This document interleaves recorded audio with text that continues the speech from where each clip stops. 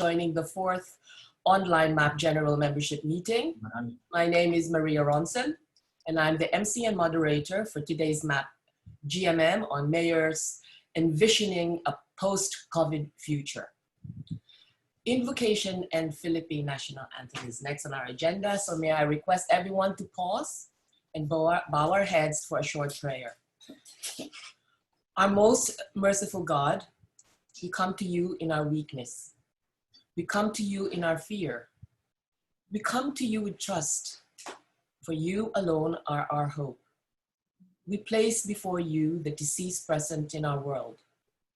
We turn to you in our time of need.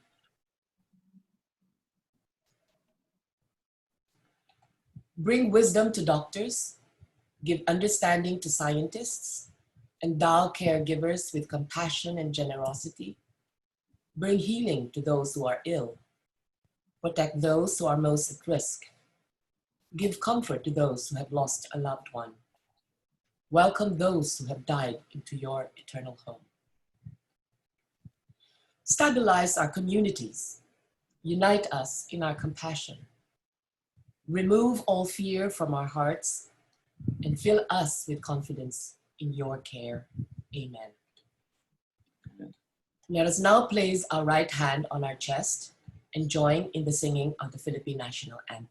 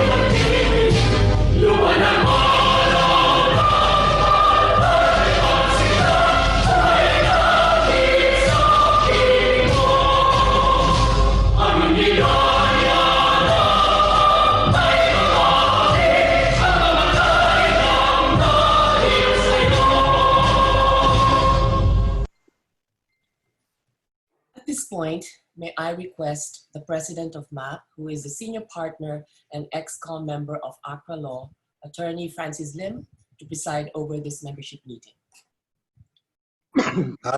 Thank you very much, Maria. Good afternoon to everyone. I now call the General Membership Meeting of the Management Association of the Philippines.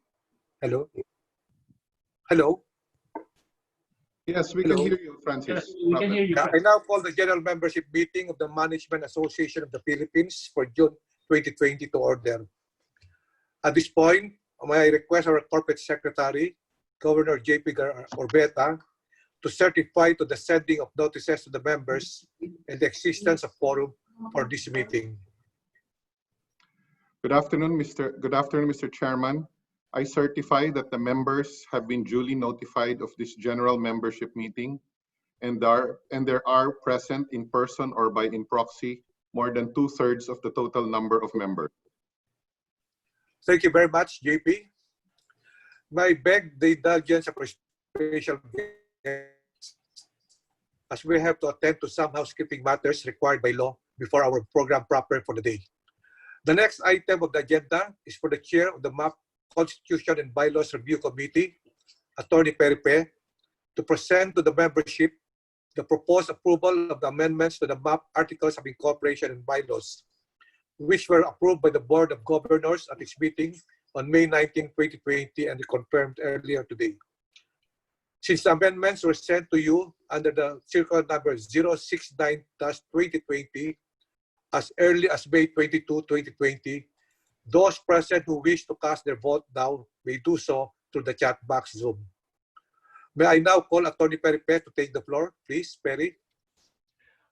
Thank you, President Francis, and good afternoon, fellow MAP members and guests, and good afternoon, all our beloved mayors.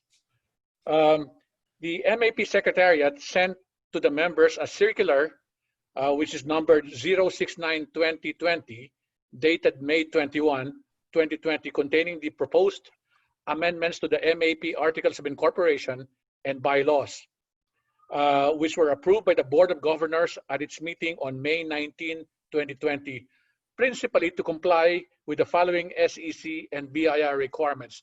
Showing on screen, on the left side is the existing provision, and on the right side is our amendment, our proposed amendment. The proposed amendment, if you can just slide through the screen, Maricel or Arnold. Okay, the reasons for this are as follows. Basically, it is to a requirement for the extension of MAP's corporate term. That would be amendment number 8.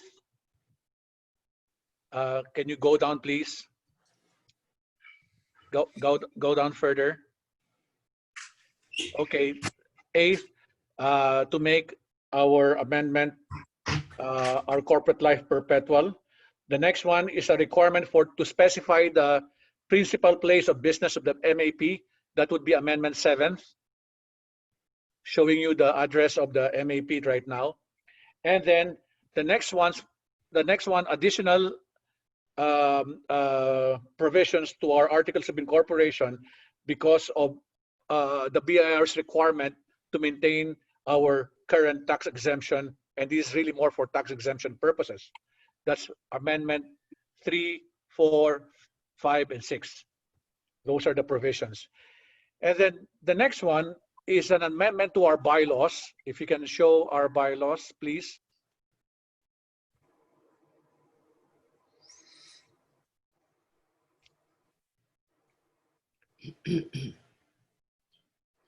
Okay. Okay, we don't have this provision in our bylaws, but what we wanted to do was we wanted to add in our bylaws the SEC requirement to enable the MAP to conduct regular and special meetings of its members through teleconferencing, video conferencing, and other remote or electronic means of communication. The circular requested the members to vote on the proposed amendments or appoint the president, or in his absence, the chairman of the meeting as their proxy to represent them and vote on the said amendments. These have all been given to you in the ballot. As chair of the MAP Constitution and Bylaws Committee, dear fellow MAP members, may I respectfully move for the approval of the proposed amendments to our MAP's Articles of Incorporation and Bylaws as contained in our circular number 069-2020, dated May 21, 2020, sent by the Secretariat to all our members. Mr. Chairman, Ebot Tan here. I second the motion. Is there any objection to the motion? Hearing no objection, at this point, I would like to inform the membership that 569 members, representing around 55% of our total membership, have authorized me to be their true and attorney in fact and proxy to attend this meeting and vote on their behalf in connection with the approval of the amendments to the MAP Articles of Incorporation and Bylaws. On their behalf, I cast all the votes of these 55 total members, 55% members who also authorized me. May I now know from the Corporate Secretary whether, based on the votes sent in favor of the proposed amendments, the vote I just cast, and the votes personally cast today through the chat box, the general membership voted in favor of said amendments. I'll give you some time, JP. Mr. Chairman, based on my tally, at least 744 members, or 72% of the total MAP membership of 1,037, have approved the amendments to the MAP Articles of Incorporation and Bylaws. Thank you, Mr. Chairman. Thank you very much, JP. Since more than 2/3 of all MAP members have voted in favor of the proposed amendments, I hereby declare them duly approved. Special thanks to MAP Constitution and Bylaws Review Committee, Chair Peripe, Vice Chair Ebot Tan, and Governor in Charge Vic Balbaladan for tirelessly working on the amendments. Many thanks to the general membership for approving the amendments to the MAP Articles of Incorporation bylaws, which are necessary to comply with the SEC and BIR requirements. Thank you very much to one and all. Okay. At this point, I would like to just give you some overview and house rules. Some reminders, please, before we start the panel discussion. I just want to emphasize the following important house rules. As participants for this online GMM, we would like to inform you that you are automatically muted and your camera and video have also been automatically switched off. You may submit your questions through the Q&A button that you see on your screen with the assistance of our MAP Secretariat. I will read the questions on your behalf. For your information, you will only be able to see the panelists, but you will not be able to view the other participants. And lastly, at any point during this online GMM, in case you lose connection, please join again by repeating what you did earlier in logging in. Sorry, I've just got a very intelligent desk that listens to my voice while I'm talking, sorry, and taking instructions. Okay, in line with the MAP policy, we will dispense with the lengthy introductions of our panelists. We will now proceed with our panel discussion. Just a kind of a brief introduction to all of you. I had appealed to all our panelists if we can please dispense with the formulaic agenda, i.e. have an opening and closing statements. All of us have been subjected to numerous Zoom sessions, so I thought this time we'll go straight into the session, starting with a video that hopefully will lift everyone's spirits and remind us how life was before COVID visited our shores and how we should all strive to bring the scenes back again post-COVID. Arnold, can we play the video?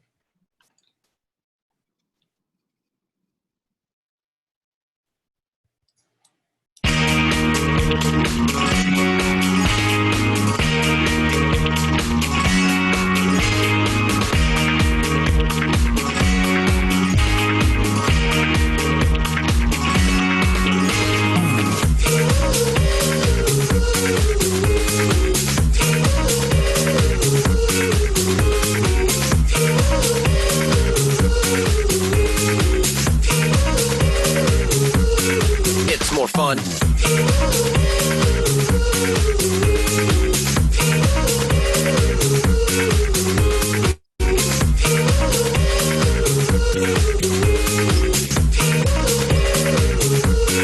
Philippine Islands.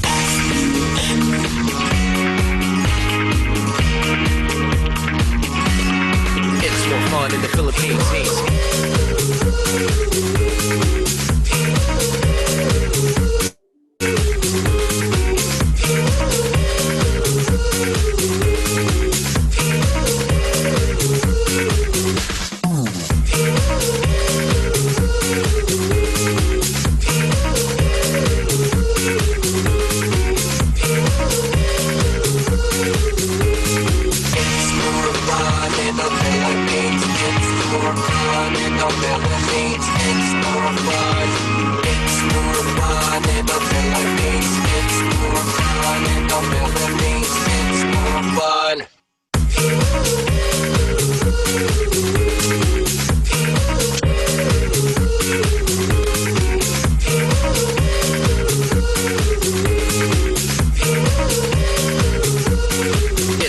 In the Philippines.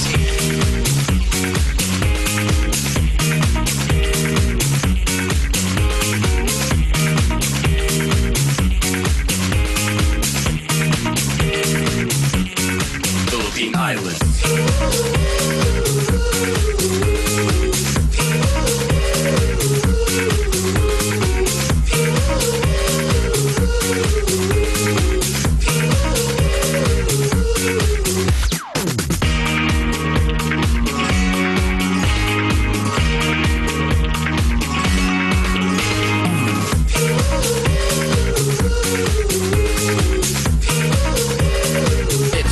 In the Philippines. Of course, the future would be that everybody will be wearing masks as they go about their business.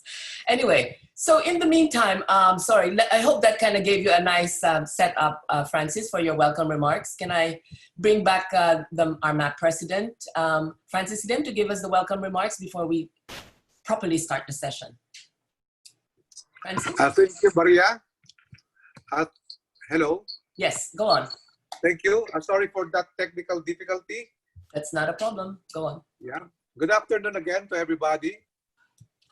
I hope you and your families continue to be healthy and safe while we're on a GCQ. On behalf of the MAP Board of Governors, I welcome all of you to this fourth online general membership meeting of the Management Association of the Philippines. Many thanks to our panelists, Quezon City Mayor Joey Belmonte, Makati Mayor Abi Binay, Valenzuela Mayor GATCHALIAN, Pasig City Mayor Vico SOTTO, and Iloilo Mayor TREÑAS, who will share with us their vision for a post-COVID future for their municipalities or cities.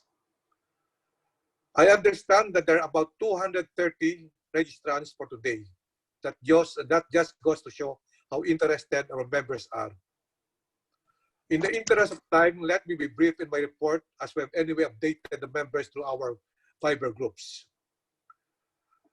On membership, we're happy to report that despite the COVID pandemic, the MAP continues to be attractive. Our membership has increased to from 1,037 last month to 1,052 today. On top of this, there are 69 applicants due for induction. On forums and webinars, we represented the MAP on an online forum on Shaping Business Resiliency 2020, held on March 28, featuring Secretary Carlo Nograles, Secretary Lorenzana, and JASA, among others. In the panel, we pointed out that the COVID pandemic has provided a forum for Philippine business to show beyond doubt what it really is, a caring, compassionate, and humane community. We also pointed out that we in MAP are happy that the private sector has shown a deep desire to learn. MAP, on its own and jointly with other business organizations, has conducted more than 20 webinars since April 7 and is still counting on COVID-related topics. The various topics are flashed around us in the screen. Based on the attendance and questions asked during the webinars, the thirst for information and guidance from our members and the business sector is marvelous. We said that this is an excellent sign because the takeaways from these webinars will help our members to be resilient or withstand and recover quickly from this extremely difficult situation. We also represented the MAP in a webinar on Priming the Digital Economy webinar, organized by FinTech Alliance on May 20, 2020. We pointed out there that when the Philippines was an early comer in digital commerce, we are sorely lagging behind our ASEAN neighbors, and we have to invest heavily in digital infrastructure as it will be an essential part of the new normal for the post-COVID-19. Last but not the least, MAP co-hosted with PNEX on May 28 a meeting on business community recovery with resilience. Attended or featuring Secretary Sunny Dominguez, NEDA Acting Secretary Carl Chua, BSP Governor Benjamin Jokno, and Presidential Advisor on Flagship Projects, Vivencio Vince Dizon. Just yesterday, many of us participated in Sulong Pilipinas, where both Secretary Dominguez and Carl Chua shared with the audience their point pillars for economic recovery. We also signed statements with other organizations on various business-related issues. The lists are now flashed on the screen. Foremost of the statements were the joint statement supporting the proposed Recovery for Enterprises Act, or CREATE, which gives a 5% reduction of the corporate income tax, signed with 32 business organizations. Another statement supporting the Accelerated Recovery and Investment Stimulus Act now pending in Congress, with a record high of 44 organizations co-signing the statements. And most recently, a statement against a statement on the highly controversial anti-terrorism bill that, to our mind, has a chilling effect on business. Moving forward, we will continue to have several webinars. I encourage all the members to watch out for the announcements of these webinars, as they may be of help to you and your businesses. Last but not least, we will proceed with the MAP CEO conference tentatively scheduled on September 15 with the theme, A Whole New World, Rewiring the Disconnected Global Economy. Thank you, Chair Alma and her team in the MAP CEO Conference Committee for working hard on the conference despite the pandemic. In closing, thank you one and all for joining today's GMM. And thank you again, Mayors BELMONTE, BINAY, GATCHALIAN, SOTTO, and TREÑAS for participating and sharing your time with us.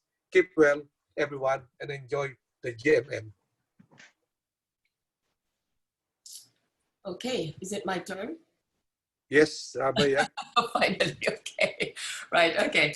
So we have, Arnold, can I just double check that everybody's here? I know that Mayor Jerry TREÑAS said that he'll be a bit late, but is everybody on board and I can start or and introduce people, all the panelists?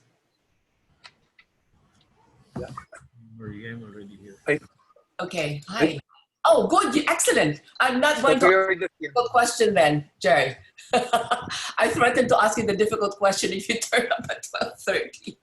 Okay, right. So shall we start? And I'll just introduce everybody to the... Okay, shall we? Arnold? Yes, go ahead. Go ahead. Okay, right. So let me introduce to you our panelists today. Quezon City, and I'm doing this, by the way, in alphabetical order. Quezon City Mayor Joy Belmonte, is she here? Hello? Hello, I'm here. Okay, good, excellent. Makati City Mayor Abby Binay. I'm here. Hi, good, excellent. Valenzuela City Mayor Grex GATCHALIAN. He was here. Nakamute. Okay. Yep, I'm here. Okay, Sorry. Okay, Pasig Mayor Vico SOTTO in all his glory with his mask. Good afternoon po. Hello, hi. And Iloilo City Mayor Jerry TREÑAS. Good afternoon, everyone. Okay, instead of telling you exactly what they have done or what, their credentials, etc., let me just give you, Perry Pe had asked me to just kind of give you some informal information about the people who are joining us, the panelists who are joining us today. There are 3 Ateneans amongst them. It's Joy Belmonte, it's Vico SOTTO and Jerry TREÑAS. The parents or the fathers of 3 of the panelists are MAP members, Joy Belmonte, Abby Binay, and is it Rex GATCHALIAN? Jerry TREÑAS is apparently also a frat member of Francis Lim, which means that we were either batchmates or classmates. And Vico SOTTO, Vico SOTTO, I don't know whether you were told that your mother and I were classmates. So you have a kind of a nebulous kind of connection between you and me. Okay, so, all right, now let's start the discussion. I thought I'd just kind of lighten up the discussion before we start the panel, the session itself. I would like to borrow a few quotes from an article, Leading in Crisis by Ronald Heifetz, Alexander Grashow, Martin Litsky in the Harvard Business Review. The task of leading during a sustained crisis, whether you are a CEO of major corporation or whether you are a mayor of a city, is treacherous. Crisis leadership has 2 distinct phases. First is that emergency phase, when your task is to stabilize the situation and buy time. Second is the adaptive phase, when you tackle the underlying causes of the crisis and build the capacity to thrive in a new reality. People clamor for direction while you are faced with a way forward that isn't at all that obvious. Twists and turns are the only certainty, especially if you are dealing with a silent enemy, COVID-19. Yet, you still have to lead. Does this predicament sound familiar to the panelists? And on that note, let me ask you the first question. Okay. I may ask you to mute if you're not talking so we don't hear your conversation, Jerry. Okay, right. So my first question is, we've got everybody on board now, right? Arnold, let me ask you the first question. If I were to ask you to describe your management style, could you describe that to me in 2 words? I'm very generous. This last time I asked people to describe their predicament during the COVID situation in 1 word, in 2 words. Can I go via an alphabetical order? Can I start? Do you mind if I just call you Joy rather than be formal about this? Because just so that we can lighten up this discussion and not look like we are in a real Zoom session where everybody looks a bit stiff. Okay, Joy, can I ask you for your answer to that question? Your management style. What are the 2 words to describe it? Well, I guess they're related. I would say I like to empower, and second, I'd like to delegate work. Empower and delegate. Okay. Abby? I'm actually obsessed. I would rather it be a description. Compulsive, so I'm very hands-on. So sorry, what would be the 2 words then? Obsessive compulsive. Okay. Obsessive and compulsive is your management style. Okay. Yeah. Okay, I like that. Okay. Rex?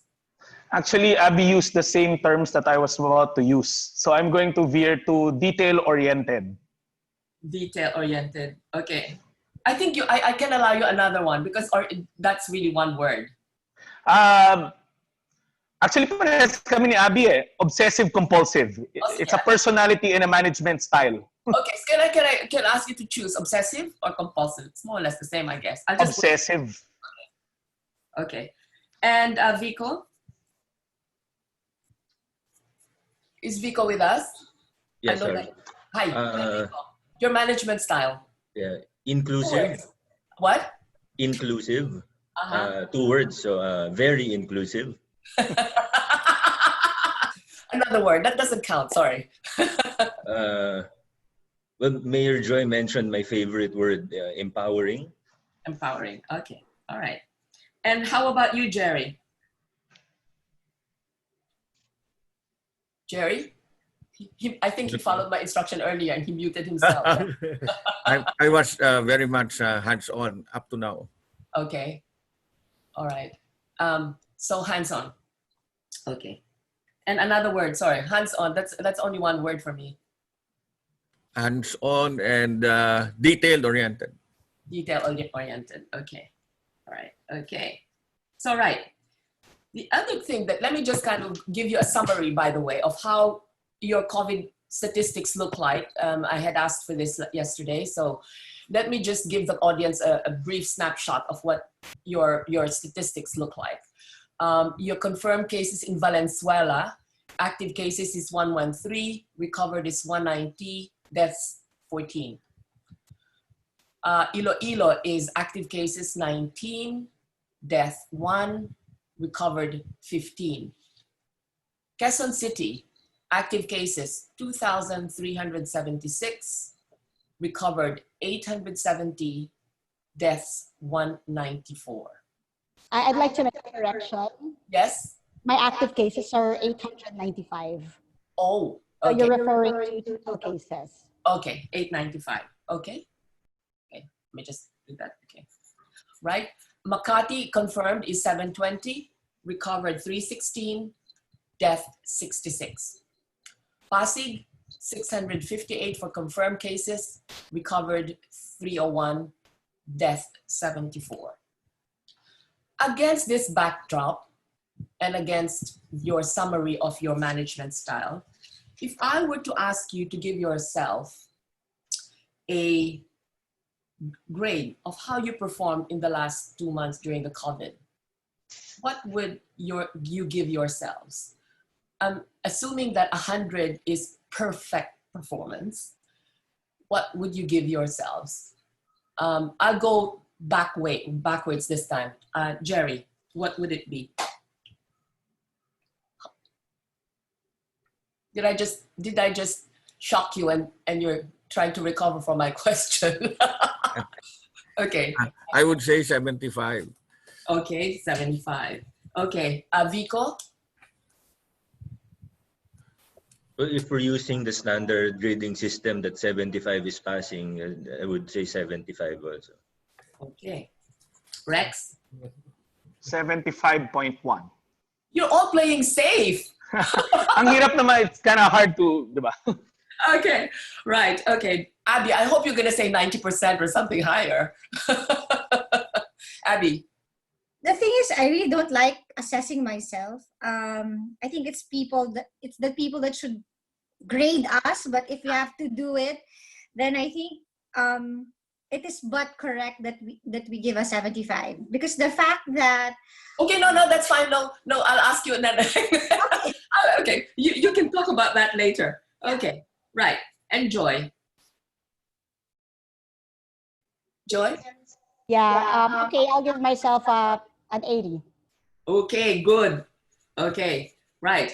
Okay, now I'm not gonna go alphabetical order. Let me go to Rex first. Rex, so your management style, we've shared with the group your COVID cases, and you're giving yourself a 75.1.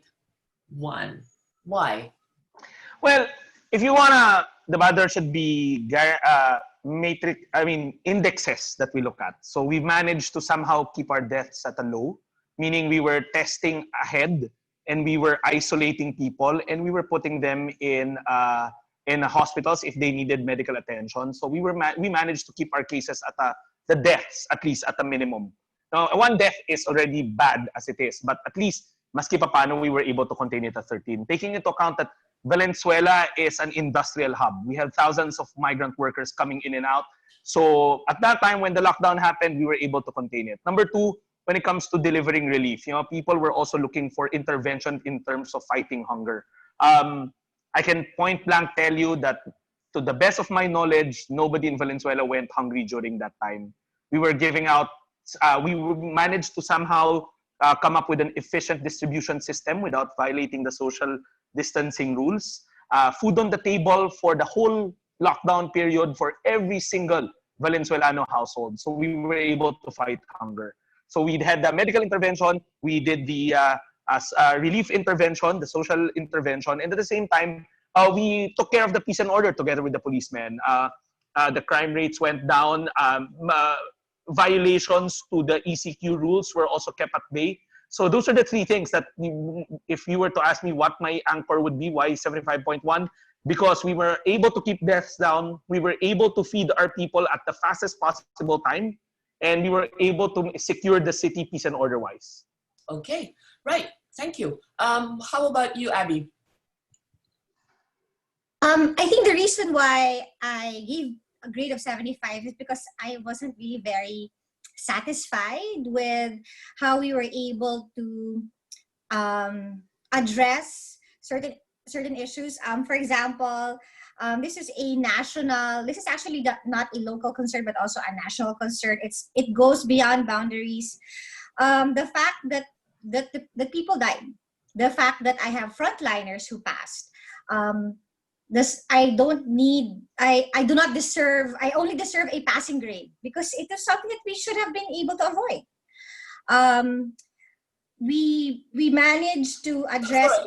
Why then? I mean, so you're saying why? What did you not do, or what did you do, or why is it that you think that you could have averted that?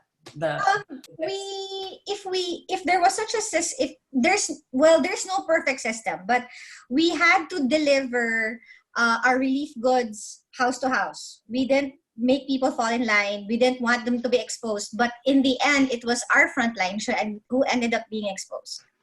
So we are public servants and we have to work.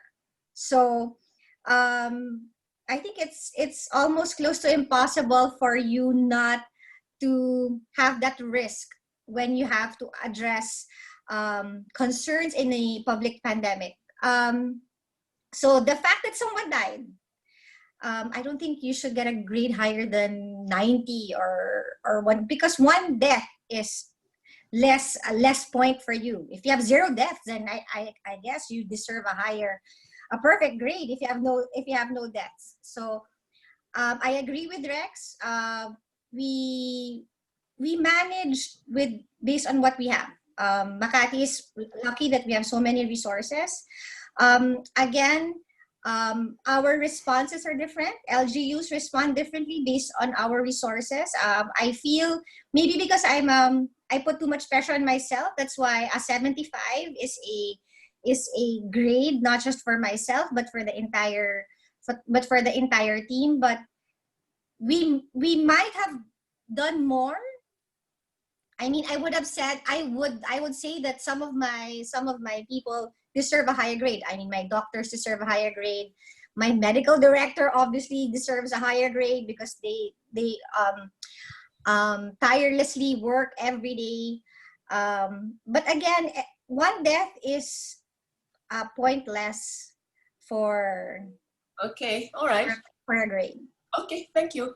Right, Vico. Yeah, I agree completely with what Mayor Abby said. You know, we're still in the middle of the crisis, and I feel like it's premature to assess or give ourselves a grade right now. Parang kumbaga, nag-exam ka na 100 questions yung exam, nasa question number 60 ka pa lang, i-grade mo na yung sarili mo. I think that's it's premature. I feel like we're talking about the last 2 months. The last 2 months. Yes, but we're in the middle of the crisis, so I really feel like it's premature to give ourselves a grade. But with that said, I do feel that we're at least passing. In Pasig, we've done a relatively good job adjusting, reacting to the circumstances, trying to be proactive as we can. You know, making adjustments, like seeing like. The first few weeks of ECQ, one of our general hospital was overloaded. So we made an adjustment. We dedicated one of our hospitals, a children's hospital, we converted it into a COVID referral facility or COVID referral center. So we've been, so I can say passing naman kami. But again, it might be premature to really grade ourselves comprehensively. Okay, all right. How about you, Jerry?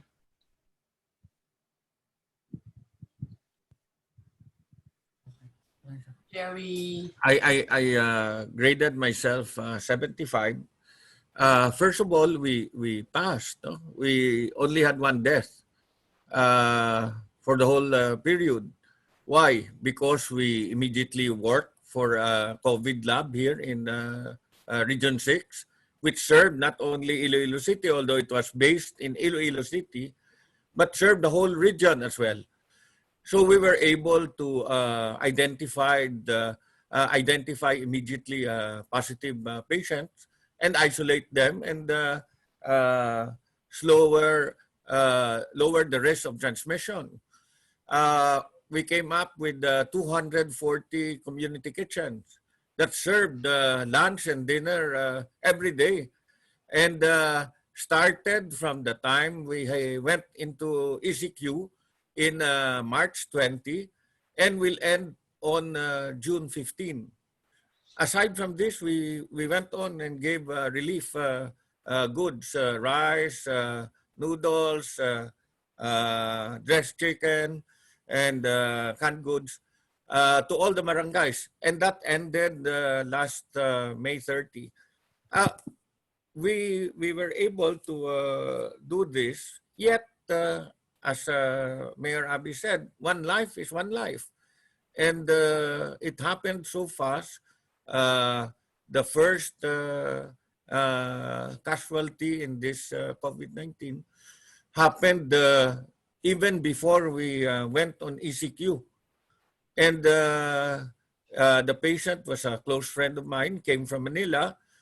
And when he got here, he was already terribly sick. And I felt so bad because it was so near insofar as I am concerned. And while we went through this already, we are trying to look forward already. And while we have passed this, the problem is still there, yet we have to revive the economy. And that is why tomorrow I'm requested for a meeting together with all the governors of Region 6, so that as a region, perhaps we should start thinking how we can restart our respective economies and try to find synergy in what we do, because I look at Iloilo and the region. We used to rely on tourism for Boracay, part of Region 6. We used to rely on conventions or MICE for Iloilo City, for Bacolod, but and BPOs. But at the moment, OFW, BPOs, MICE, I don't think will be around for the next several months or years. All right. Okay. Right. So let me go to Joy Belmonte. Maybe you can share your thoughts about your grading and your management style. Yeah, Maria, well, obviously I feel a little bit embarrassed to myself a grade of 80 when everybody else was so modest about their grades, when I know they work very hard. These are my colleagues. We meet each other almost every week, and I know how hard they work and how much heart and passion they put into the job. So they deserve really a higher grade than what they're saying. But I guess I just want to say the fact that Quezon City is a fourth of Metro Manila. We have a population of about 3.1. And during the lockdown, this population was about 4 million because of all the stranded workers that were in our city. And yet we managed to provide food for all of them in 4 waves. I think is quite a feat. I'm also quite proud of the fact that although we are the biggest city, and in absolute numbers, of course, we have the most number of positive cases, still, when you look at the data, from the perspective of a lawyer, let's say incidences over 1 million, which is how, not a lawyer, I'm sorry, a doctor, we are in 7th place. So that's not so bad given that we are the biggest city. No, so our incidences are not that bad, although they could be better. In terms of the number of recovered, from ECQ to GCQ, in fact, many people were saying there would be a second wave for sure, but I happily am able to report that our number of recovered have gone up to 132%. No? So the number of recovered in Quezon City is higher than the NCR average, and the number of active cases in Quezon City is lower than the NCR average. Although I would have given myself a higher grade if we had less deaths, but our deaths are higher than the NCR average. Now, having said that, I also would like to say that as early as January, I mentioned to you earlier that I am an empowering leader. As early as January, I already knew that a city as big as mine, Quezon City, cannot be governed from a centralized perspective. You really need the help of all the barangay captains. And I have 142 barangays here. So as early as January, we already trained our barangay health and emergency response teams to know what to do in case there are COVID patients there. So like I said, I delegated to them. I taught them what COVID was about. We gave them equipment as early as January. As early as March, we already had our very first quarantine facility. Now we have 3 quarantine facilities with 500 beds. Much as the national government has tried its best to help us and work with us, I'm also quite happy to say that we have managed to remain self-reliant. We have our own testing. We have partnered with private testing facilities so as not to depend and overburden the government testing facilities. We have our own sources of tests as well. We have community-based testing. We undergo aggressive testing all over the city. And just to cut a long story short, they say there is going to be a second wave, but the challenge of this is to make sure that your healthcare system works and is not burdened. And as of this time, from ECQ to GCQ, the number of active cases has only grown by 3% in Quezon City. And And I can say that even with a slight spike, our healthcare system will be able to cope with that. And our Okay, facilities will be able to handle that. okay, great. Now, my second question would be not really kind of focusing on you, although you would be so responsible for this. And anyone amongst you can please answer this question. How has the morale been of your staff during this entire time? Considering that it must have been a series of, or almost maybe non-stop revolving doors as a result of the problems that you've had to deal with, and you've not ever dealt with something like, none of us have ever dealt with anything like this forever in our lifetime. So how have your staff been, and how did you keep their morale high in spite of the fact that they're dealing with such a sad story? Who would like to answer that question? If nobody, I will ask. Anyone? Anyone wants to answer that question? Okay, Jerry. May I? I am, I think, the oldest among the mayors present. I am 63. I am insulin dependent, aside from all the other things that I'm suffering. And every day I'm here in City Hall. All my staff, the doctors, the nurses, my executive assistants, are all looking at me and watching me whether I will continue working here in City Hall during this time, considering all the things that I've been suffering. And yet I think all our staff will only follow if they see that the leaders will lead by example. This was something that we never had any training. I'm 63 years old. I'm turning 64 in December. And yet, after all my degrees, my law degree, my college degree, nothing has ever prepared me for this. And yet, as a mayor, we have to move forward. So were you reporting to work every day? I mean, what I'm saying is going to the office every day. And I was going to the office every day. I was holding meetings together with our COVID team, making sure that in the midst of the pandemic, especially during the lockdown, everyone will be safe. There will be food for everyone. We are not a big city, but we provided for 16 waves of food assistance, aside from the daily lunch and dinners that we gave out to the different communities. Okay, all right. So it's really the leader leading. We cannot expect anyone to lead. Okay. And not only leading, but and so how were your staff? Were they, how did they emotionally, how did they cope with what was going on? Because, well, first of all, it was a good thing that most of my staff are very much younger than me. So they were around all the time. And second, I think everyone wanted to help out. And that is also a great reason why we were able to move as one during this time. okay, thank you very much. Now, I really don't want to kind of harp too much on the past, because I'm sure that you've had so many Zoom sessions about it already. And let's kind of just, because this session is all about the future, talk about the future. I was going to add, and I'm conscious of time, and I really want to also get some interesting questions that have come our way. I'd like to ask about your plans for the future. But before I do that, let me ask you a question about how are you preparing for the future?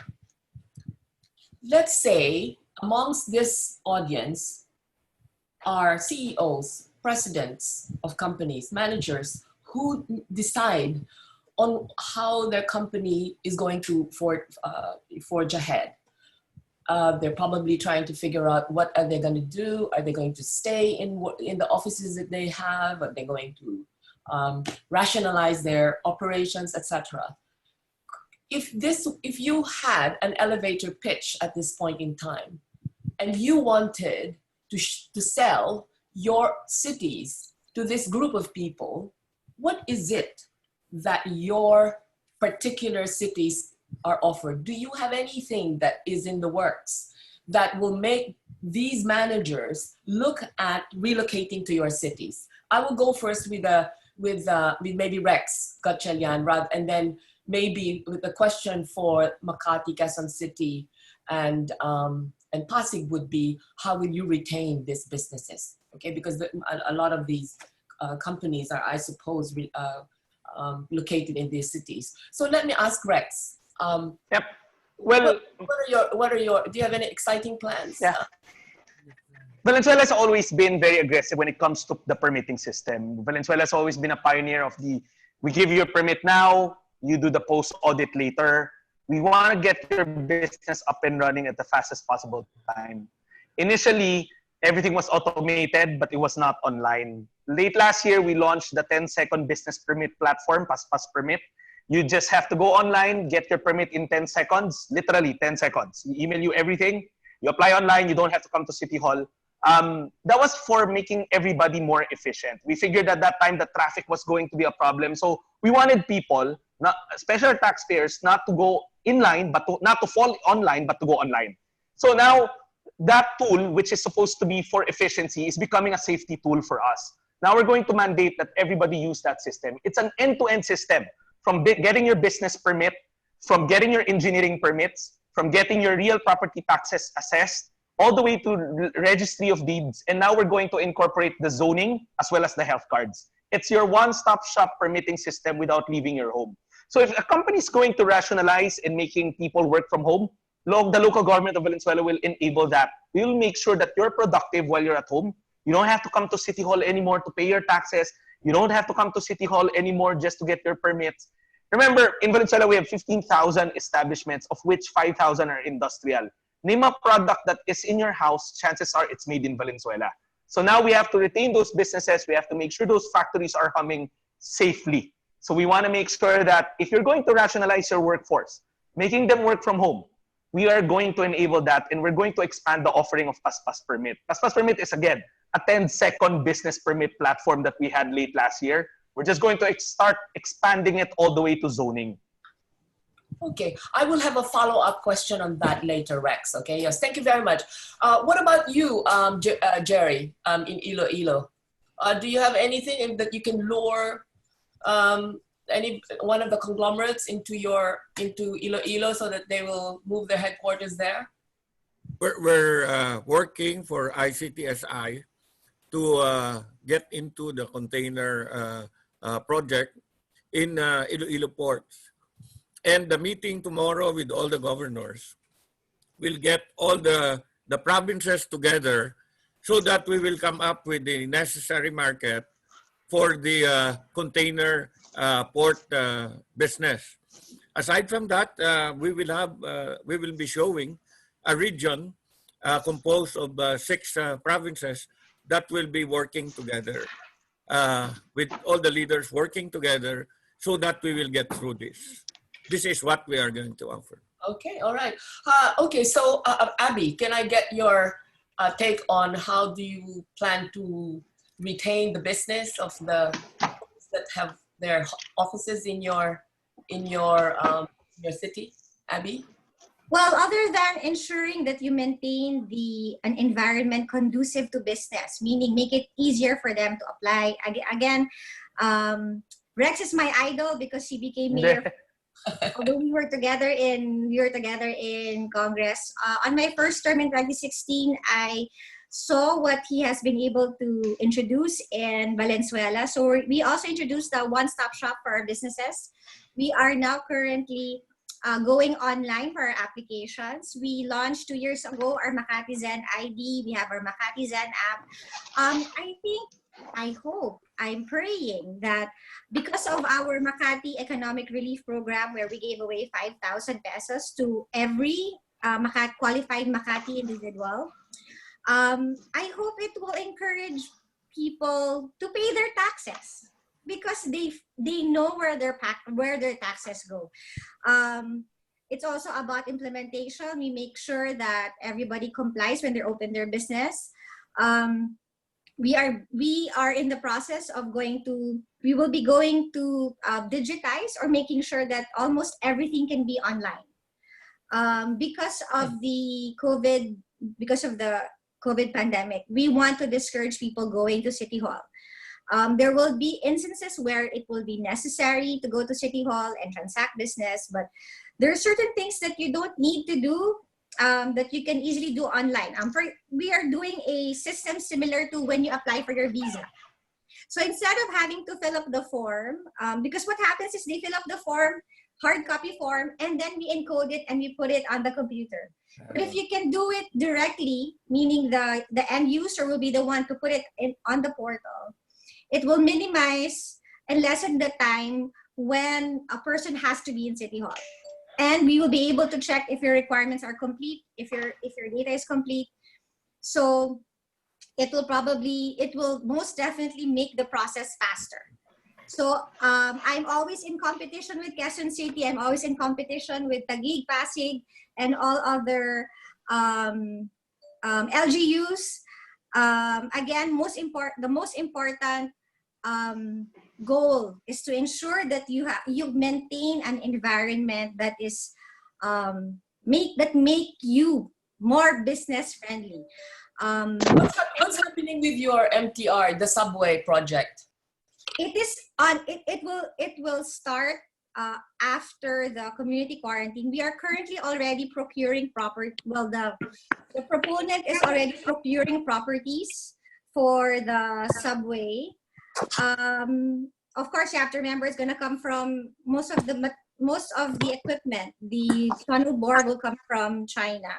So there's delay on their end and there's delay on our end, but it will push through.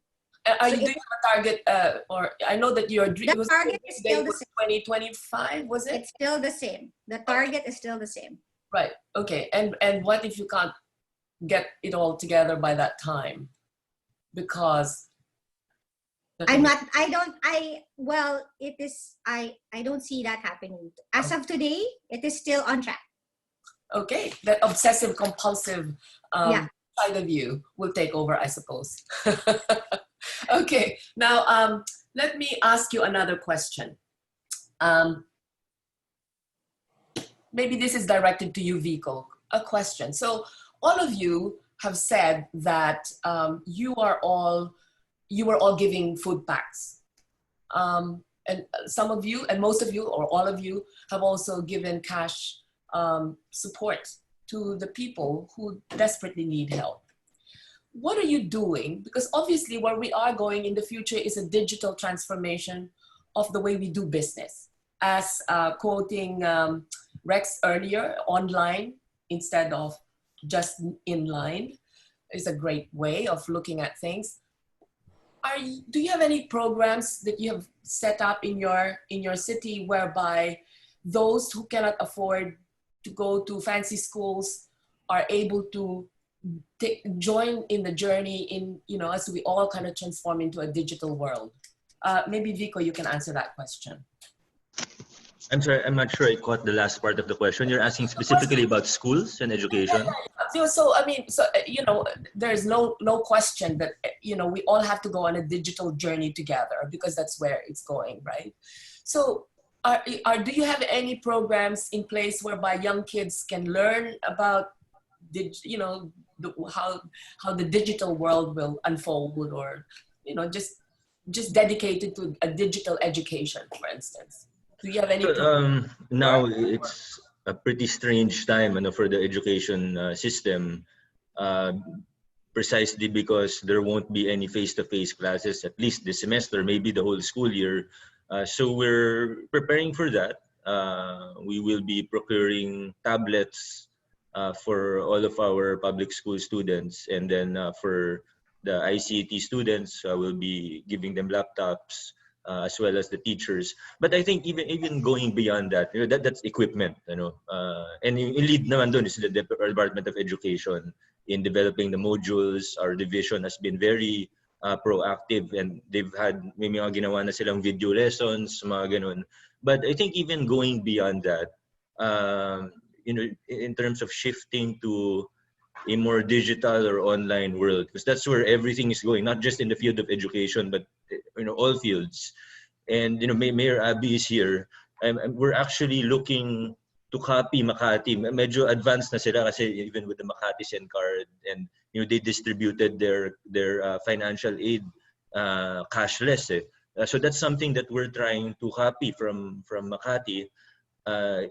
One step behind pa ang Pasig compared to Makati in that area. So I think that's one thing that we really are working on. We've been working on it since before COVID, but when this pandemic happened, parang lalo kaming yung sense of urgency lalong tumaas. Parang ay, kailangan mag-double time tayo dito sa project na to. Even not just education, but even in our market. Moving towards cashless transactions in our market, setting up the infrastructure for that as well, and setting up the digital infrastructure for all fields, and making sure that everyone has access so that no one is left behind as we shift towards online and digital. Okay, and so my next question is also to any of you. Have any of you ever bidded for any business or companies overseas to hold their or to move to your particular cities? Say, any companies from the US, companies in China, who, as we know, Indonesia have won a lot of the bids. Have any of you been involved in any of that to attract overseas companies into your cities? Have any of you been involved? None?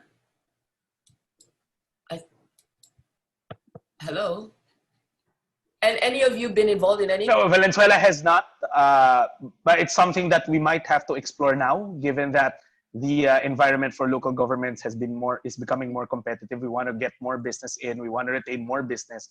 So we have to up our game in terms of the infrastructure and enabling to be able to attract these type of businesses. What kind of business would you be looking at, for instance, that you think could fit so well or perfectly in Valenzuela? What would... Logistics. Definitely, we were seeing a migration of old factories being converted into cold storage facilities, into food logistic hubs. Remember, Valenzuela will host the first stop inside Metro Manila of the North Rail, the North-South Rail. The depot will be in Valenzuela. The first Metro Manila station will be in Valenzuela, us being the northernmost city. When it comes to the subway depot will also be in Valenzuela, as well as the first stop in Metro Manila will also be in Valenzuela.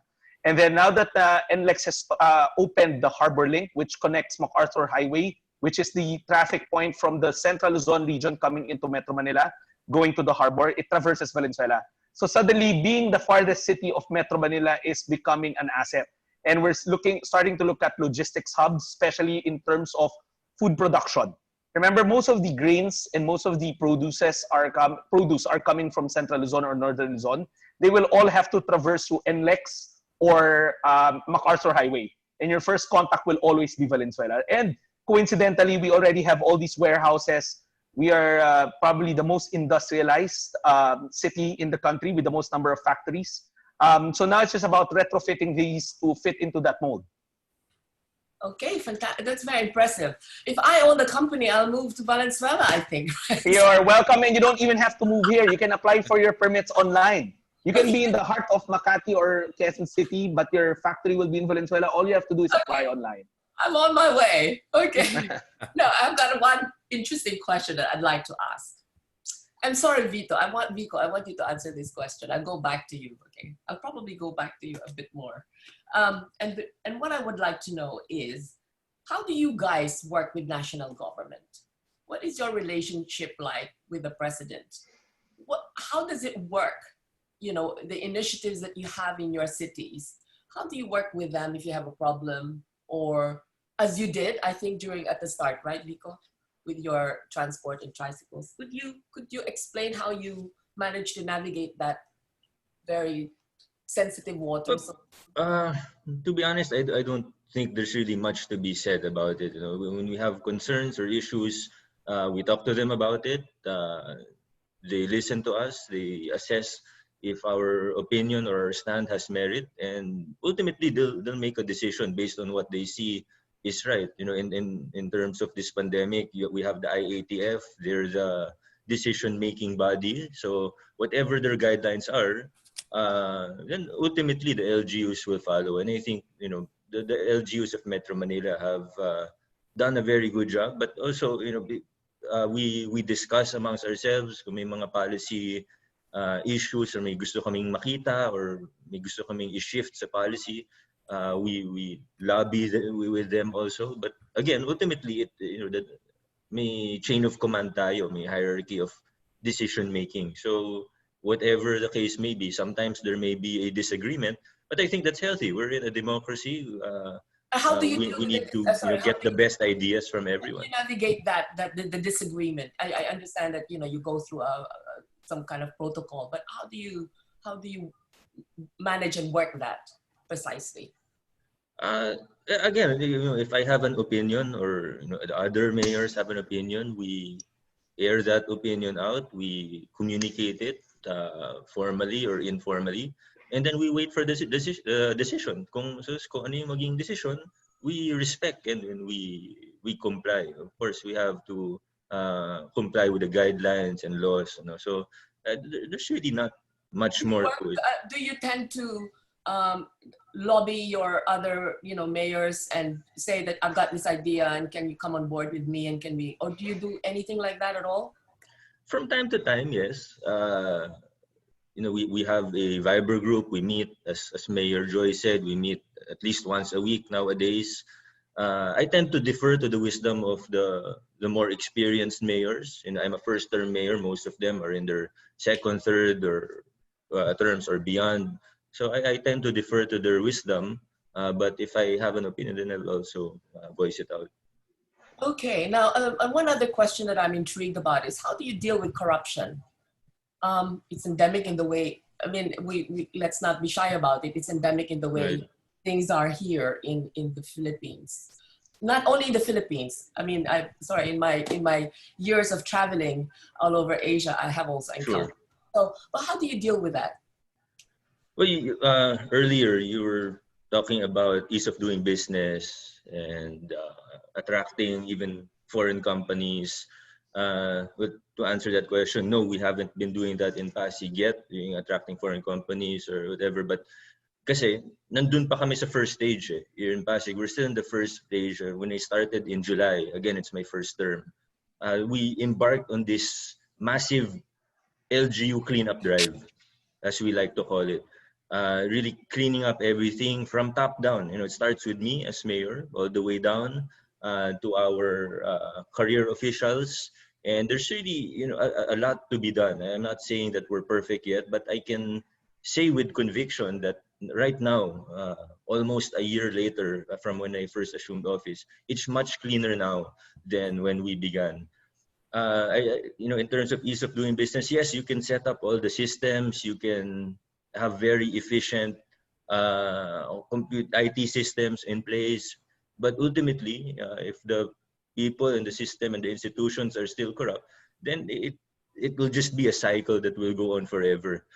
So right now, we're making sure that, you know, that our yung mga kawani ng pamahalaan natin are disciplined. They know that, you know, we have no tolerance for corruption. Yung mga nasanay na humihingi ng lagay dati. But as I always say, you know, I can't do this by myself.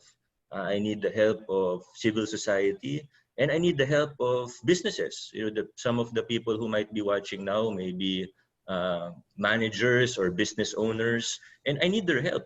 Pag may nangyayaring may humihingi sa kanila ng lagay bago sila bigyan ng locational clearance, bago sila makakuha ng anong permit ang kailangan nila, sabihin nila sa akin, kailangan malaman ko. Kasi, you know, we have 10,000 employees here in Pasig. Hindi ko naman mababantayan yan isa-isa. We have teams that monitor. We have project monitoring team, etc. But ultimately, I need the help of everyone. If we want to really clean up our local government, I need your help. I need everyone's help. And hopefully, as we progress and we continue to improve and clean up our local government, then ease of doing business will follow. The systems will be put in place, and we'll be able to improve doing business here in Pasig City. Okay, so in case you had noticed, that question actually was from Rex Drillon. I've kind of started unofficially the Q&A sessions. How about you, Joy?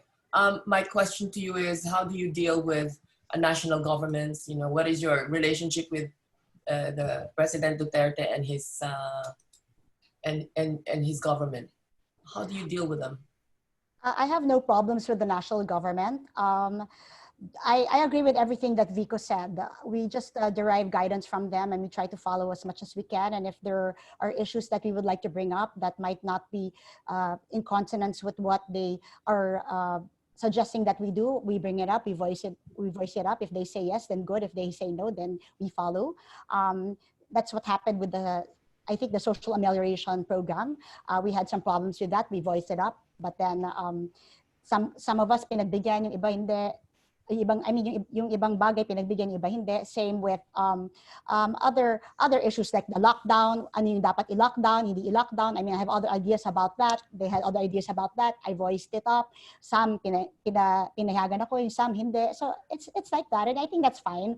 Ganun naman talaga, Maria, no? So, pero having said that, I also want to reiterate what I mentioned earlier. I know that the national government is burdened. They have a lot of problems on their own, and if you're a city that is more or less in a good place, like Quezon City is, like Makati is, like most of the cities in NCR are, I think that our job is really just to work hard on our own, try to be self-reliant, try not to be too dependent on national government, try to work amongst ourselves. And here I'm really glad because my colleagues in the NCR, we try to work together as much as we can. Vico mentioned that we do meet, we do ask advice from one another, and I'm happy to say right here in front of my colleagues, Abby, I follow everything she does. She knows that. I always say, what's Makati doing? I just want to do what Abby does. And Rex, he knows that as well because he's award-winning in good practices. And I always say, what does Valenzuela do? Let's follow that. And of course, when it comes to good governance and anti-corruption, I say, what's Vico doing? And let's follow Vico, So it's not a bad thing. And of course, now Mayor TREÑAS says the same thing, leadership by example. And I agree with him completely. And I think that leaders should try to work well and try to generate best practices from one another, and we are not competing with one another. We are working together towards building a nation, and I'm so glad that I'm working with this wonderful team right here, and together we will help the national government. Now we know why you got 80%. You gave yourself 80%. Everybody should then up their grades to 80%. It's been a collaborative process for all of you. Okay, now I have a question. I mean, everybody, let's talk about the second coming. I'm not talking about a religious thing here, but everybody understands that, or everybody now is thinking about there could be a second wave or a third wave. I don't want you to kind of give us in detail exactly what you have in mind, okay? Because I'm sure you've shared that with everybody. But could you tell me what is it that you are doing that is different from everything else that is in place? Because you must have already systems in place, testings, quarantine, and all that. Is there anything that any of you have come up with as a result, as a special protocol that will ensure that the second wave, you're prepared for the second wave or the second coming of this pandemic, if it comes, or it's, as everybody says, it will come? Anybody wants to answer that question? Is there anything that's different, novel, innovative that you are doing that will prepare you for in the event of a second pandemic arising? Abby, maybe I should ask you. I think the crucial, beyond mass testing and beyond the quarantine facility and beyond waiting for a vaccine, for you to be able to prepare for a second or third coming, is to solidify your contact tracing. So how do you, because contact tracing is always key. Unfortunately, it's a balancing act between data privacy, We are trying to institute, for example, if you ride a tricycle, you're supposed to put your name on the tricycle, and when you rode the tricycle for purposes of contact tracing, we're digitizing that. We were initially thinking of putting up a QR code. They're also doing that in Singapore, where they put a QR code in places and you're supposed to log in where and when you went to these certain places for easier contact tracing. So we are currently exploring that. Do you have a timeline for that? Because I always thought that was quite an interesting way of, you're tracking basically, right? It's a very efficient way of tracking. So I think the problem one is it's again, when we started our Makati Zen card or ID system 2 years ago, not everybody believed in the system. Now they do. Now they're like scrambling to apply for a card. It's hard when you don't have a national ID.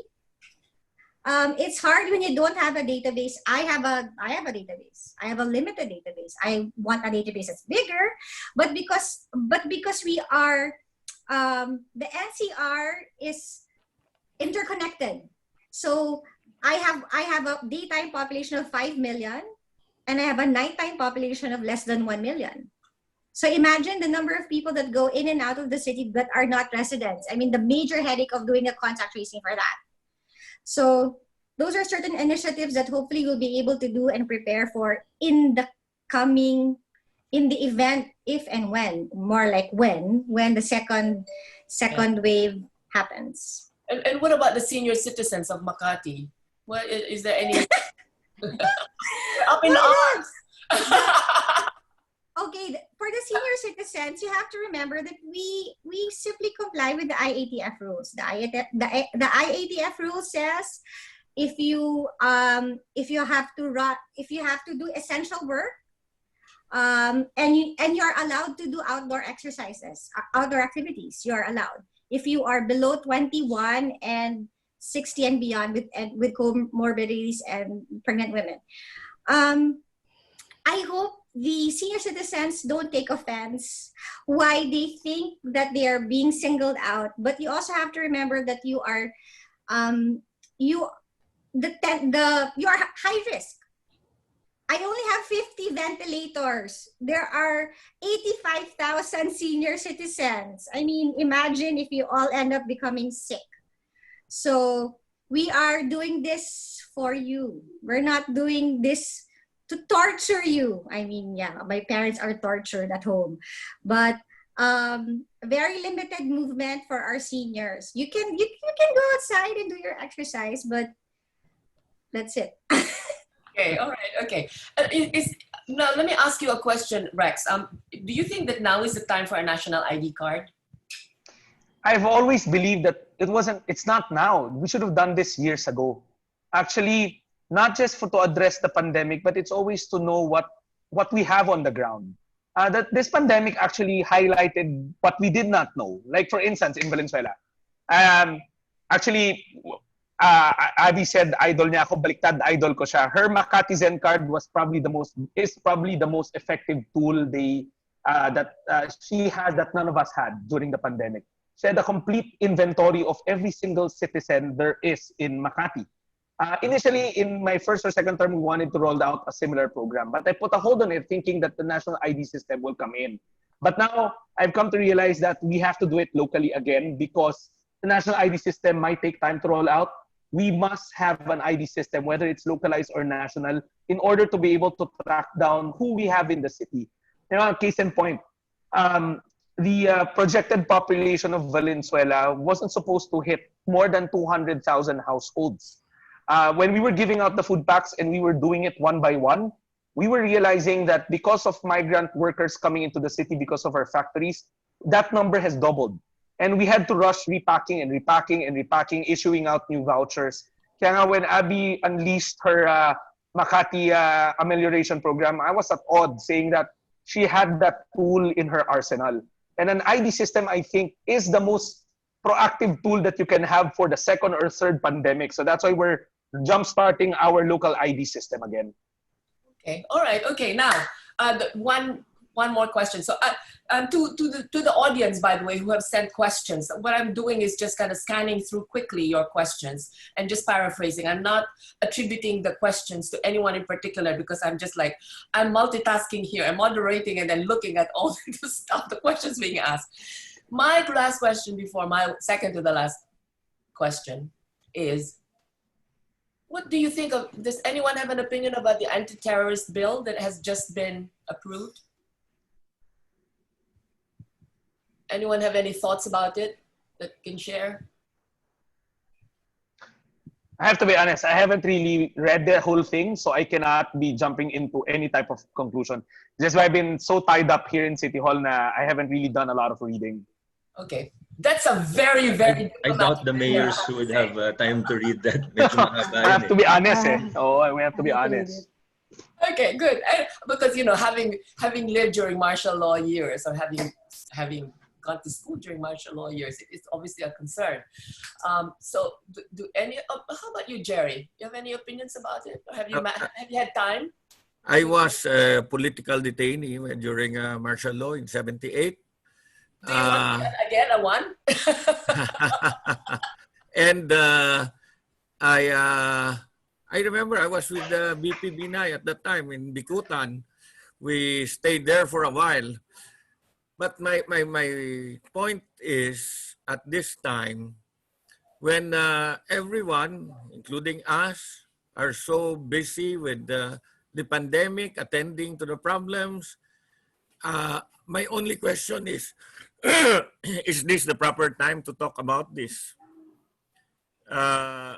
If a bill so important that it will affect the lives of all Filipinos should be approved, is this the proper time to talk and approve such a bill?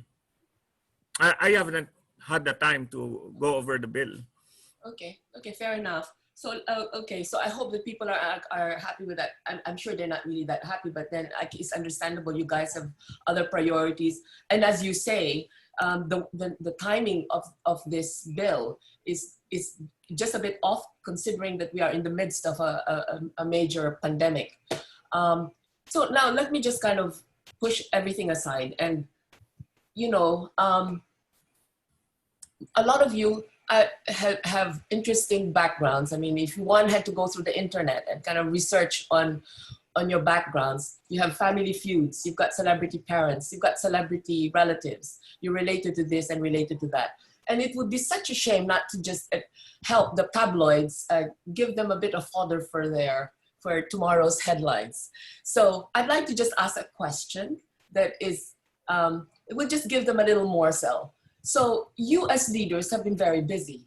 You know, you have been dealing with a major crisis that not any of you have actually experienced in your lives. I'm curious about your downtime, because you have to look after yourselves emotionally, physically. What do you do on your downtime? I'll ask Vico, because I'm sure he has a very interesting life. First. Okay. When I have time, I sleep. That's my #1 hobby. And your second? Reading or watching TV. Yun lang. There's no really time to go outside of the house. Diba? So dapat nasa bahay lang tayo pag wala sa trabaho. So, right. Yun lang. So you're just catching up on sleep? All these ladies that must be waiting for you to call them out. No. I've got time on my hands. Your mom's gonna kill me for asking you that question. Okay, so but really, don't you do any sports or what? Run? Well, right now, bawal pa mag-basketball, di ba? So, okay. Wala po. All right. Okay, so anyone else who wants to take up that question? Okay, Abby, go. I'm actually an AFOL, adult fan of Lego. So I actually I have a huge collection of Lego. So that's what I do on my downtime. I'm waiting for my new Lamborghini Lego set coming. So right. That's what I get to build. I was able to build 3 during the lockdown. the Manchester Hall, Batmobile, and the rally car. So I have a collection in City Hall on display. I have a whole amusement park there. Okay, I was gonna ask, what happens to the Lego toys that you have completed? Toys? Are they toys or educational toys, right? I mean, what happens to them? Some of them are on display in City Hall. I have my Taj Mahal there. I have the Disney Castle there. I have a roller coaster there.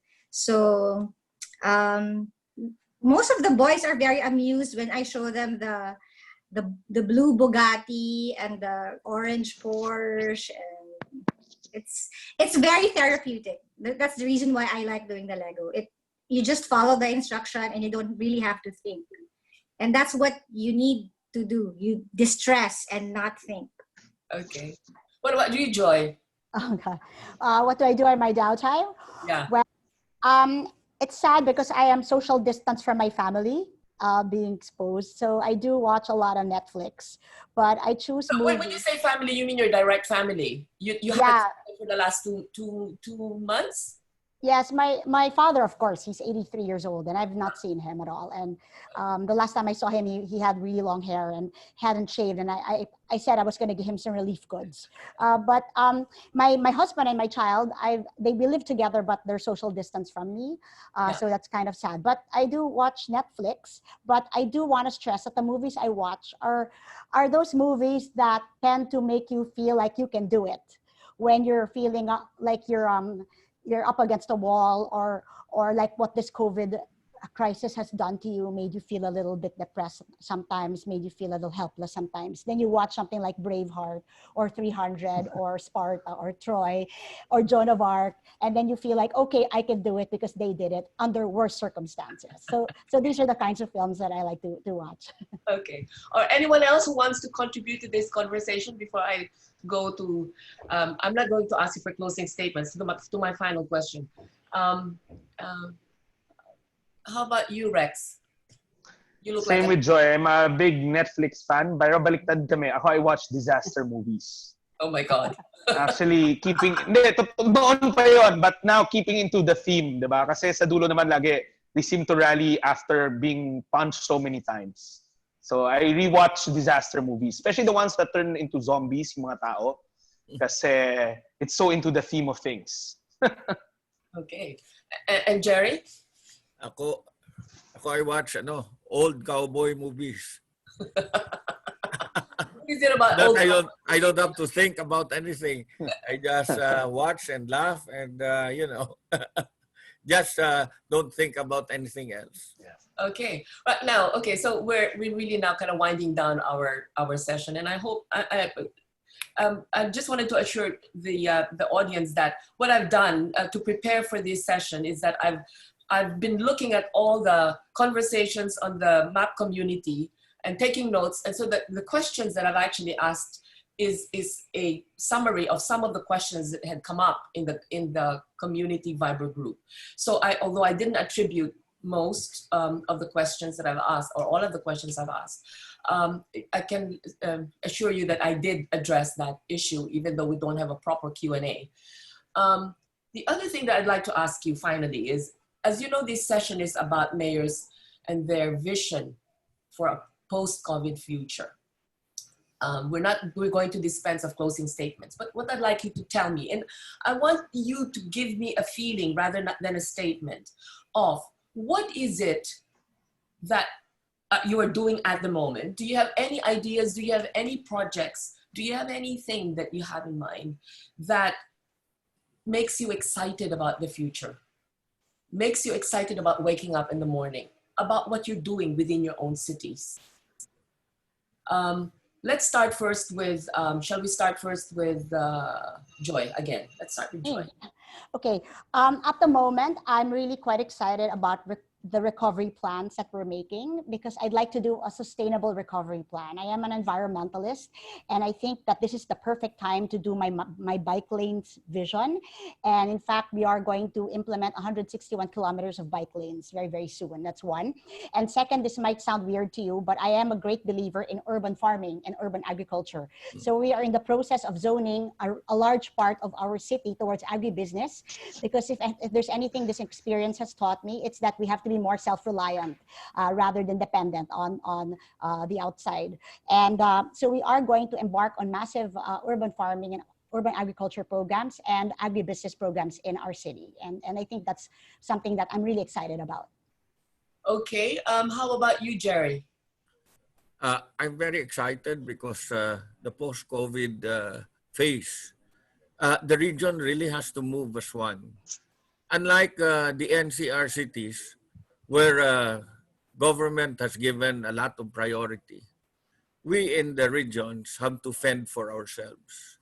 And we really have to come up with our vision for the region, and we have to get everyone to work together for a common vision. It's more difficult for us because we see like Makati, Quezon City, Pasig. These are big cities. They have all the resources that are available to them. Here in our region, we really have to fend for ourselves. We come up with our vision. We get all the governors to work together. It's going to be difficult. Is there one particular idea that you have in mind, a vision of the future that you're excited about post-COVID? Is there anything that, any idea that, even wild as it is, and it's probably not yet in place, but is there anything that you are dreaming of? Are you visualizing? I dream of the region moving together as one. It's not going to be easy. We have Panay, composed of 4 provinces. We have Guimaras, and we have Negros Occidental at the other side. And how to get all the LGUs to work together, come up with a common vision, so that we will be able to make use of the synergy that will be available to each one of us. And it's exciting because it's going to be difficult. And you like a challenge. Okay, how about you, Vico? As you know, this pandemic has, with this pandemic has come really a veil of fear, uncertainty, not only in Metro Manila or in the Philippines, but throughout the world. But it's not the crisis that will define us, but how we're going to respond to this crisis. And although every life counts, every person who gets sick, of course, that's bad news. We're saddened to hear that bad news that happens. But with all these bad things that are happening, also comes opportunities. And it's up to us as leaders and as citizens, what are we going to do with these opportunities? Mayor Joy mentioned the bike lanes. This crisis comes with great opportunities that we can reform our public transport sector. This crisis has really revealed a lot of the strengths, and also it's exposed a lot of the weaknesses in the way we do things in our institutions, even for us local governments. So the question is, how are we going to respond moving forward in a way that we make society more inclusive, in a way that we make governance inclusive, that no one is left behind? The examples like public transport and education and ease of doing business. How are we going to respond? And I think, even if it's mostly bad news that we hear nowadays, this opportunity is something that we can really, and the potential from all of this is really something that we can hold on to and look at the future with a more optimistic lens. Do you have any specific project that you have as like, once this is over, this is what I want to do? A specific project? That you're just excited about, that when this is gone, I'd like to sit down and this has to happen.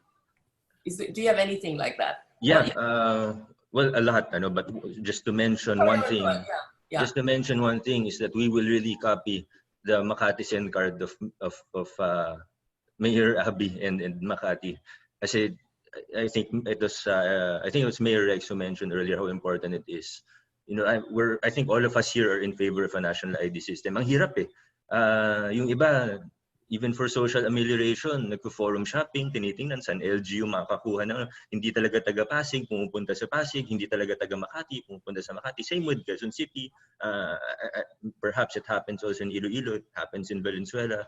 Yun ang challenge with the geography of Metro Manila and the country, with economic opportunities, a lot highly centered here in Metro Manila. Kailangan talaga yung national ID system. So that's one thing that moving forward, it hits multiple birds with one stone, so to speak. It will be easier to locate our people. Contact tracing, things like contact tracing will be much easier if we have an organized database and that ID system. Security, safety will be better. Healthcare system deliveries will be better, and so many other things will improve. So, Mayor Abby, hingi kami ng tulong sa inyo. So what is realistically? I mean, what is the timeline that you're looking at that would be real? That could make this happen. When do you think?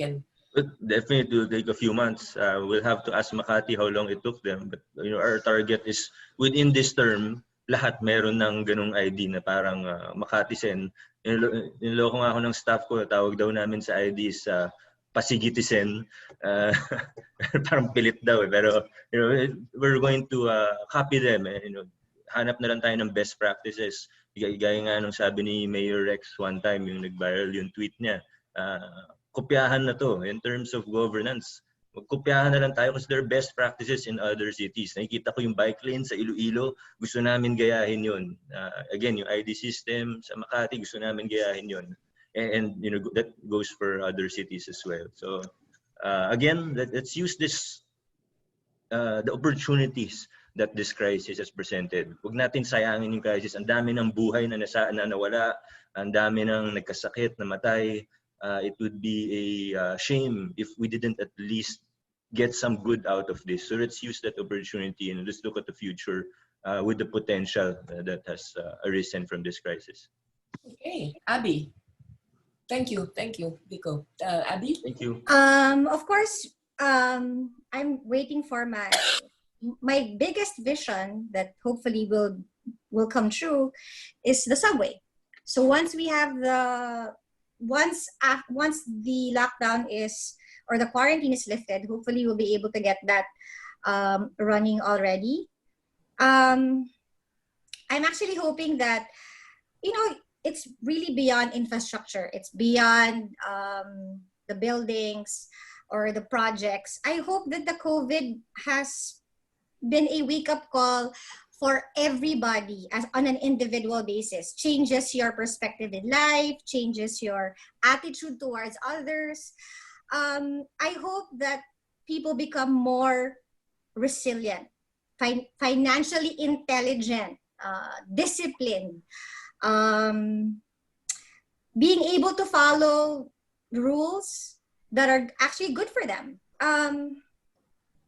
The vision for Makati is beyond the subway. It's the human concept of being a community. One thing that we have failed to realize is the importance of a census. We refuse to participate. We don't want to become part of a census. So our government actually is unable to address or to give efficient programs because we don't have intelligent data. That's where the problem started with the SAP. We don't have an accurate data of our number of households. I agree with Mayor Rex. One thing that I have realized is the number of migrants that you have in your city that is unaccounted for. We always prepare for disaster, but do we know how many we have at a given point in time? So if an earthquake happens today, do we even really know how many we have to feed? Because we don't have that correct data. So I'm encouraging, first I will have to manage everybody's expectations once you start doing your ID system.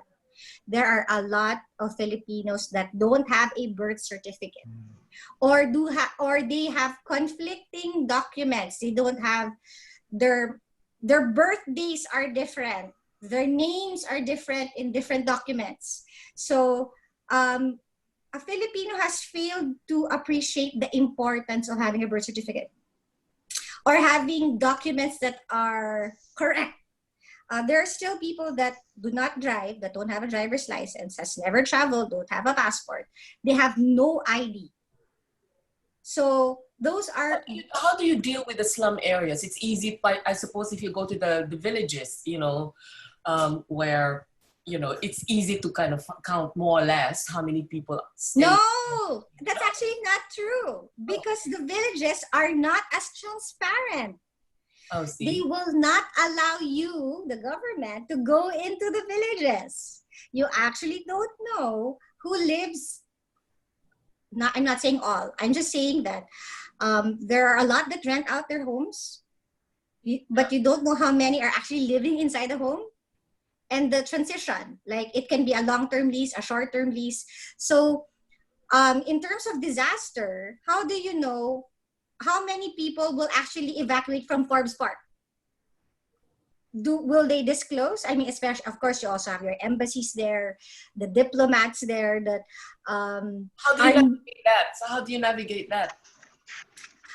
We actually asked the barangays to convince most residents, because one, you have to prepare. For example, cascading information, where is the nearest evacuation center?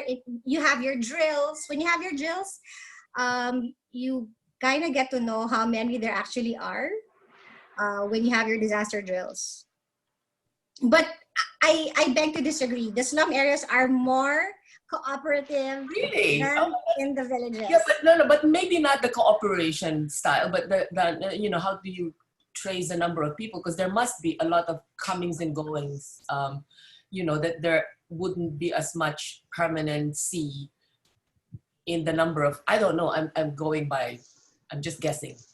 Well, the thing now, because of the real estate, people tend to stay outside Makati because of the high rent. So the number of transients I feel are less compared to my neighbors. Because some of them they work in Makati, but they live in Mandaluyong, or they live in Taguig because the rent is cheaper. So in terms of transients, I think they have a higher percentage of transients than in Makati. Okay, all right. Thank you very much. Rex, you're the last person. Well, I've always wanted to... be really exciting. Yeah, well, I have to go back to what we do best. I'm moving to Valenzuela, remember that. Yeah. I always envied how the private sector always uses online to disrupt things. Diba? It disrupted the way you shop, it disrupted the way you book hotels, the way you book airlines. But kami in Valenzuela, we wanted to disrupt the way we did permits. That's why we came up with Paspas permit nga. But sadly, even if the format was there, not a lot of people were using it. People were still so traditional na gusto nila come to City Hall, pay their manager's check. Even, trust me, the top companies of the Philippines that have offices here in Valenzuela, they still wanted to do traditional. We had to mandate them on, hey, use the system, it's good for you. Pero now, the pandemic or this crisis or the new normal has taught us that, has given us ground cover to disrupt the way we do government. Now it's not a choice to go online. It's actually mandatory to go online. So I'm excited because wala nang reason not to do it. We enabled it. It's for the citizens now to use it. And we're going to keep on adding upgrades to the system. Zoning, health cards, so and so forth. Pero I'm excited because for the first time, there's a natural ground cover for me to use. Hindi lang dahil I have to explain it's good for you, it's efficient. Now talagang by choice. Everybody's defaulting to it. And now I'm going to start seeing people surging to wanting to use it for renewals. So that makes me very excited. Disrupting finally the way we do governance, the way we do permits. Okay, all right. I think that's it for our session. So to end this discussion, let me quote again. Thank you very much, by the way, for that, Rex. To end this discussion, let me quote that same article again on leadership in a crisis. Adaptive leaders use the turbulence of the present to build on and bring closure to the past. In the process, they change key roles to the game and reshape parts of the organization and redefine the work people do. Amid this COVID crisis, some say, now is a time for true leaders to be born. You, all of you, all 5 of you, have the future to shape your cities and to shape yourselves on a personal level. We wish you all the best. And thank you, Mayors Joy Belmonte, Abby Binay, Rex GATCHALIAN, Vico SOTTO, and Jerry TREÑAS for spending time with us. I'm sure you all have very, very busy schedule. The fourth, and from our panel discussion, we can see, and from the answers that you've given us, we know and we understand the best is yet to come. So with that note, the 4th online AGMM is now adjourned, unless Francis Lim, the MAP president, has some last words to say before we finally close the session. Hello.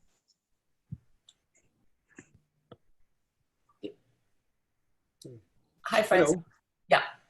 Yeah. I just wanted to say thank you. I agree with you that we have a lot of hope. Joy, I know your father-in-law, Vic Aliburong. I got through through him. He was my professor. Vico, my wife, and Maria know your mother. Of course, Jerry. Sorry about that. Yeah. My Brad. And Rex, I think your name precedes you, your reputation precedes you in what you're doing. Mayor Abby, I personally know your father and you come from our law school. So thank you very much. I think everybody will agree that we have this bunch of leaders, very sincere, humane in their approach, optimistic, cautiously optimistic and realistic. And what I like what Vic, I like what was said about crisis does not define you. It's how you react to the crisis that defines you. And there are vulnerabilities that were exposed, there are strengths, that we were able to, that was able to help us. And there's so much future with the kind of leaders that we just featured in our webinar. Thank you very much. Maraming salamat to mga mayors. And see you soon. Okay. Thank you for having us. Thank you, Maria. Thank you, Maria. Okay, thank you too. So the 4th online AGMM is now adjourned. Thank you all. Thank and you. All a nice Thank you. Thank you. Thank you, Vico.